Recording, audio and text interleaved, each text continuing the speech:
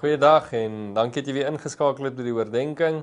Ons gaan vandag bietjie verder en kyk hoe keuses my en jou doel beïnvloed. Jy sê wat? Ja, baie keer maak ek en jy keuses. Elke dag moet ons honderde keuses maak en op die ou end kan klein keuses die doel wat ek en jy op aarde het beïnvloed.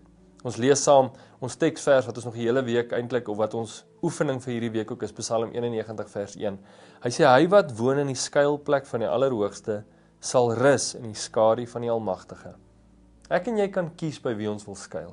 Ek en jy kan kies by wie wil ons gaan rus, by wie wil ons antwoorde kry oor ons doel op aarde en wat ons wil bereik. Maar soveel keer gebeur dit dat ons die verkeerde dinge en goed kies. Ons kies geld, ons kies mense, ons kies 'n bekende persoon, ons kies werke, ons kies soveel dinge wat ons dink maar hierdie gaan vir my skuiling bring. Hierdie gaan vir my 'n skadu bring, 'n plek van rus bring en keer op keer is dit daardie selfde mense, daardie selfde werk, daardie selfde geld wat ons teleurstel.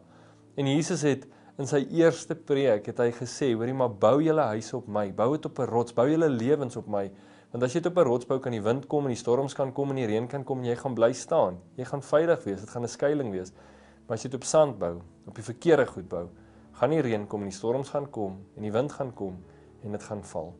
Jy het 'n keuse vandag oor waar jy jou skuiling vind, oor waar en watter skadu jy wil gaan rus en dit gaan jou doel beïnvloed. So wil jy nie God se doel vir jou lewe bereik deur te kies om by hom te skuil en by die Allerhoogste se skadu te gaan sit en sê Here, by U is ek veilig.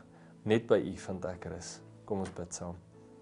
Almagtige God en Hemelse Vader, dankie dat ons mag na U toe kom. Dankie dat ons in U skadu mag kom sit en dankie dat ons U ons veilige vesting kan maak. Vergewe ons vir die kere wat ons ander dinge en goed ons skadu gemaak het en gedink het met dit gaan ons veilig maak as ek 'n groter bankrekening het. Dit gaan ons veilig maak as ek 'n groter huis het of 'n beter kar of 'n ander werk of 'n ander vrou of man. Here, ons kan net ons skuiling by U vind en ons in U skadu gaan ons regtig rus vind.